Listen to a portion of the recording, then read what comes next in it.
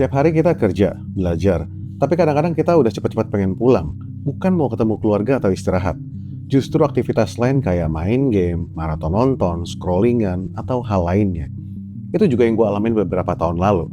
Selesai kerja buru-buru pengen pulang buat ngegame atau nonton film. Rasanya kayak nyandu. Tiba-tiba 1 tahun udah lewat begitu aja dan gue ngerasa masih diem di tempat, sementara masa depan keluarga gue ada di tangan gue. Di situ gue mulai sadar dan mulai lakuin 6 kebiasaan sederhana yang bikin gue lepas dari kecanduan itu dan jadi auto produktif. Padahal dulunya kebiasaan-kebiasaan ini selalu gue anggap sepele. Nah, di video ini gue mau share kebiasaan itu, siapa tahu bisa jadi inspirasi dan bantu lo buat bisa berhenti dari kecanduan apapun itu. Sebelum masuk ke kebiasaannya, gue mau bahas dulu penyebab kebanyakan orang susah berhenti dari kecanduan. Sederhananya, otak manusia itu secara alami punya sistem yang namanya sistem reward. Setiap kali kita melakukan hal yang kita suka, kayak main game, makan enak, maraton nonton, scrolling sosmed, otak kita itu ngeluarin suatu zat yang namanya zat dopamin. Zat ini itu yang membuat kita jadi ngerasa seneng, puas, nagih, buat ngulangin lagi. Tapi, ada satu prinsip yang perlu lo tahu dan ini nggak pernah berubah. Sesuatu yang naik, pasti akan turun lagi. Dan itu juga berlaku buat zat dopamin ini. Masalahnya, setelah dopamin ini mencapai puncaknya, dia itu nggak langsung balik ke titik normal. Dia itu akan turun ke titik di bawah normal. Inilah yang akhirnya membuat kita jadi ngerasa capek, susah fokus, nggak mood, atau bahkan ngerasa hopeless. Penelitian dari Dr. Nola Volkow, peneliti dari National Institute on Drug Abuse, juga menemukan fakta menarik. Semakin sering kita dapat dopamin dari hal-hal yang bersifat instan, semakin lama otak kita itu semakin tumpul. Artinya, hal yang dulu bisa bikin kita happy, sekarang nggak bisa bikin kita se-happy dulu, karena kita akan butuh dosis yang lebih besar. Inilah yang bikin kecanduan jadi kerasa susah dihentikan. Orang-orang terdekat kita biasanya gampang banget bilangnya, berhenti aja, kegiatan itu ngerusak. Masalahnya, apapun yang lo canduin sekarang, itu udah terjadi cukup lama dan jadi bagian dari kehidupan lo. Dan itu akan sangat sulit buat dilepasin gitu aja. Tapi di sini justru gue menemukan sesuatu fakta yang menarik. Karena gue bisa berhenti dari kecanduan bukan dari memaksakan diri, tapi justru dari kebiasaan-kebiasaan yang sering orang anggap sepele. Kebanyakan orang begitu pulang kerja itu cari hiburan kayak main game, makan, atau scrollingan. Dan itu sah-sah aja. Lo memang layak untuk dapat hiburan setelah kerja keras panjang hari, supaya nggak burn out. Dan gue juga begitu. Nggak semua hal yang menyenangkan itu bikin kita jadi kecanduan. Yang jadi masalah adalah ketika lo nggak bisa kontrol aktivitas itu. Dan justru aktivitas itu yang kontrol kehidupan lo. Dari awal yang mau cari hiburan, justru lama-lama nyita waktu, energi, bahkan kehidupan sehari-hari. Kalau saat ini lo lagi ngalamin itu, contoh ketagihan main game, hal terpenting yang harus lo lakukan adalah lo harus mulai punya kesadaran kalau hal itu sedang atau akan bikin hidup lo bermasalah. Gue juga pernah ngalamin kondisi ini. Banyak orang bilang gue kecanduan game. Dan itu semua berubah ketika gue sadar sendiri kalau gue memang kecanduan sampai selalu lupa waktu. Bukan berarti sekarang gue nggak main game. Gue tetap main game di saat butuh.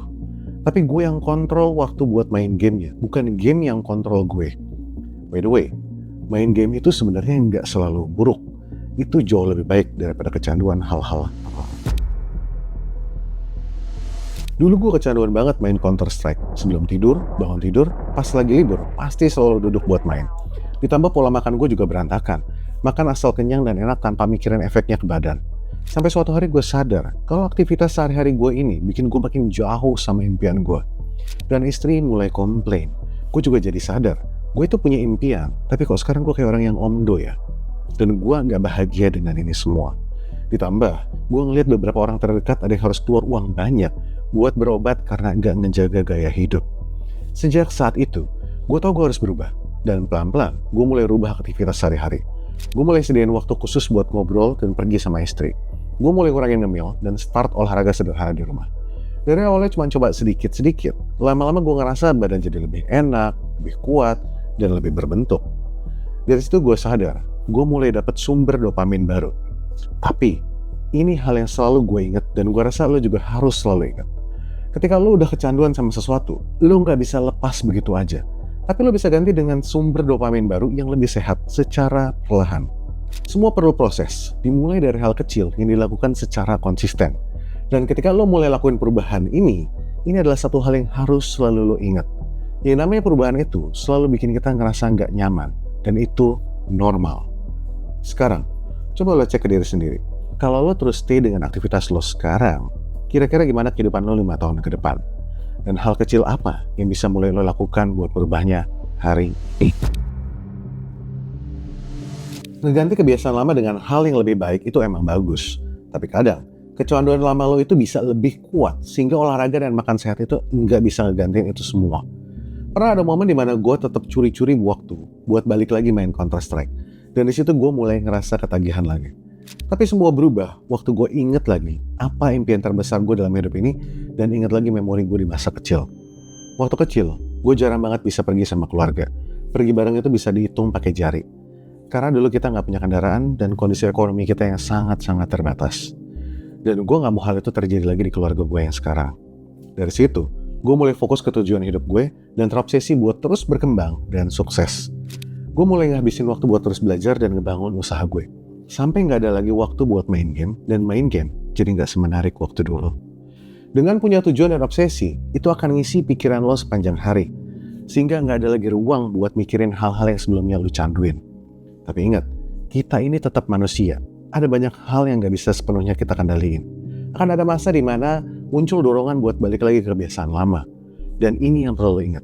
Jangan coba ngelawan kebiasaan buruk itu dengan afirmasi ke diri sendiri.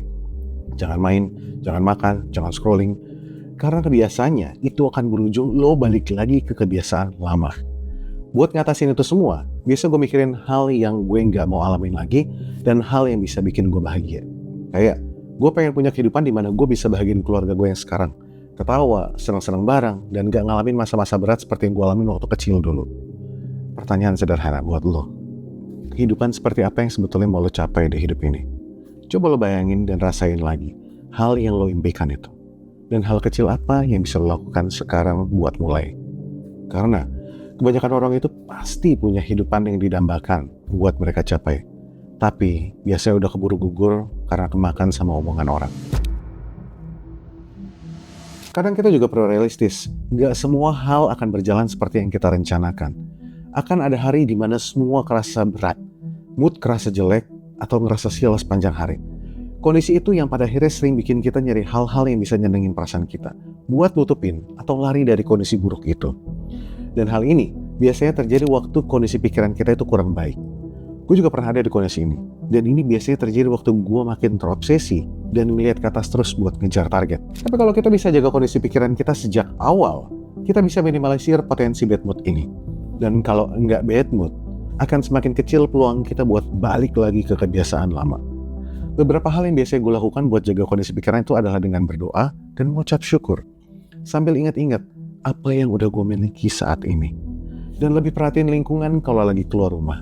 Banyak orang yang belum punya rumah, belum bisa makan, atau bahkan lagi sakit. Dan begitu gue bisa lebih sadar kalau hal yang gue punya sekarang bisa jadi adalah hal yang diimpikan sama orang lain. Dan gue pun belajar buat berdoa dan mengucap syukur untuk apa yang sudah gue punya, plus mendoakan mereka yang kurang beruntung. Bersyukur dan berdoa itu yang selalu ngelindungin gue buat gak balik lagi kebiasaan buruk yang lama dan ngejaga kondisi pikiran. Karena gue jadi lebih menghargai kehidupan dan kesempatan yang dipercayakan buat gue jalanin. Coba deh, lo sempetin sebentar aja buat lihat lingkungan sekitar atau orang-orang di jalan sana, buat belajar mensyukuri apa yang lo punya saat ini. Karena hidup itu nggak selalu ngelihat ke atas. Kadang kita perlu ngelihat ke bawah supaya nggak tersandung. Motivasi dan mood itu bisa naik dan turun. Tapi identitas akan selalu ngejaga lo buat stay on track sekalipun kondisi sedang nggak mendukung. Dan ini adalah hal yang paling powerful banget buat gue. Dan gak pernah gagal buat ngejaga gue untuk tetap konsisten. Kebanyakan orang kalau lagi kecanduan sama suatu hal, tanpa sadar mereka itu ngebentuk satu identitas baru. Kayak, gue gamer sejati. Atau, gue memang ditakdirin buat gak bisa diet. Yang akhirnya, identitas ini nentuin tindakan dan cara berpikir kita sehari-hari. Dan seringkali, identitas ini terbentuk karena lingkungan sekitar kita yang kurang mendukung. Gue juga pernah ngalamin hal itu. Ketika lagi dapat banget feel-nya pas main game, langsung kepikiran mau jadi streamer atau pro player daripada ngebangun bisnis. Sampai akhirnya gue sadar kalau itu adalah hal yang gak realistis dan itu bukan gue yang sebenarnya. Dan gue langsung ingat lagi, kalau gue bukan orang yang gampang menyerah dan gampang terpengaruh. Gue adalah yang selalu percaya kalau gue mau, gue pasti bisa. Identitas inilah yang akhirnya nyadarin gue saat gue tenggelam terlalu dalam sama kebiasaan buruk, yang justru ngejauhin gue sama impian dan bikin gue nggak jadi diri sendiri. Dan gue bilang ke diri sendiri, Stefanus harusnya enggak kayak gini. Begitu gue ingat identitas gue sebenarnya, semua langsung berubah. Dan ini juga berlaku buat lo. Manusia akan selalu bertindak sesuai dengan label yang mereka kasih ke diri mereka sendiri. Kalau lo terus kasih label, gaming adalah hidup gue dan gue gak bisa hidup tanpa game. Atau, gue adalah orang yang ditakdirin buat gemuk, gak mungkin gue bisa kurus. Maka lo akan terus jadi orang seperti itu. Mengubah identitas tentang diri itu powerful banget. Sekarang, coba deh lo luangkan waktu sebentar buat refleksi. Seperti apa identitas ideal yang lo butuhkan buat capai kehidupan yang lo mau? Dan coba, mulai hari ini, selalu ingat identitas itu dan pelan-pelan berjuang buat jadi orang seperti itu. Dan ingat, lo adalah orang yang pegang kendali hidup lo, bukan lingkungan atau orang lain. Semua bisa dimulai dengan kedua tangan lo. Banyak orang ngerasa udah coba berubah tapi masih belum berhasil dan langsung bilang dia gagal. Itu semua terjadi karena kebanyakan orang mau hasil yang instan, berharap begitu mulai langsung berhasil. Dan inilah yang membedakan antara orang berhasil dan orang yang gagal. Orang berhasil selalu percaya kalau nggak ada perubahan yang instan. Semua itu butuh proses. Kalau waktu lo mulai masih belum berhasil, lo itu sebenarnya tetap udah berhasil buat ambil langkah pertama, walau hasilnya belum kelihatan. Tapi dari pengalaman yang udah gue laluin selama ini, yang paling bahaya itu bukan momen nggak berhasilnya, tapi emosi yang muncul waktu kita gagal. Ngerasa nggak layak, ngerasa nggak berguna, dan lo perlu ingat ini. Emosi itu akan menentukan aksi lo selanjutnya. Gue pernah bahas ini di video sebelumnya. Kalau emosi itu menentukan aksi. Jadi, selalu jaga apa yang lo izinin buat masuk ke kepala lo. Karena kalau lo nggak ngatur apa yang masuk ke kepala lo, maka orang lain yang akan nentuin isi kepala lo. Yang perlu lo lakuin adalah fokus ke progres yang udah ada. Kalau sebelumnya lo udah berhasil stop main game selama 3 hari, itu adalah achievement. Lo tinggal bikin target berikutnya, 5 hari, 7 hari, dan terus jalanin prosesnya. Selalu akuin setiap pencapaian yang udah berhasil lo capai, dan jangan lupa buat apresiasi serta berterima kasih ke diri lo sendiri. Karena perubahan itu bukan terjadi karena orang lain, mau itu pasangan, orang tua, coach, atasan, atau siapapun itu. Lo bisa berubah karena lo sendiri yang mau berubah. Dan ingat, keluar dari kebiasaan yang aditif itu bukan garis lurus, pasti ada naik turunnya. Selama lo terus bergerak, artinya lo udah ada di jalan yang benar buat jadi versi terbaik dari diri lo. Kebanyakan orang itu nggak sadar kalau perubahan itu justru lahir dari momen kecil dalam hidup yang nggak sesuai sama harapan kita. Momen saat lo ngerasa capek sama diri sendiri, saat lo ngerasa ngulangin siklus yang sama terus, atau momen dimana lo ngerasa frustasi. Gue juga pernah ngalamin hal itu semua, dan semua berubah drastis ketika gue mulai sadarin hal-hal yang halangin gue untuk maju. Ingat lagi siapa gue sebenarnya dan gue mau jadi apa.